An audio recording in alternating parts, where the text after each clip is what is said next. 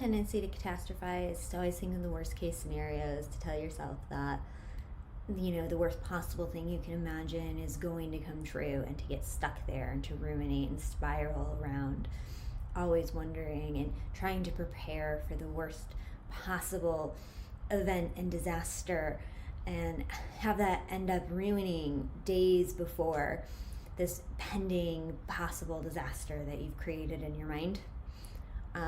Many of the teens that I work with tend to do this. They are constantly thinking of doom and gloom, potential disasters in their life, and they can't sleep and they can't rest, and they end up ruining the present moment, constantly catastrophizing about future moments.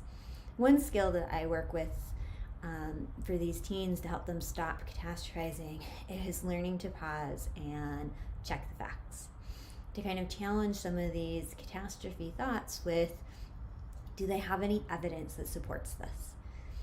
Is this based in reality? Do they have any facts that back up that this catastrophe is likely to happen? Is this based in fact or feeling?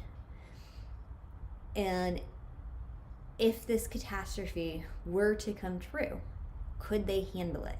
To also cope ahead, to plan. How would they handle it? How could they problem solve it? To not stop at the height of the catastrophe, but to plan past that. Well, what would they do next? If they fail the test, if they get kicked out of school, if that's their catastrophe, well, could they retake the test? Could they do extra credit?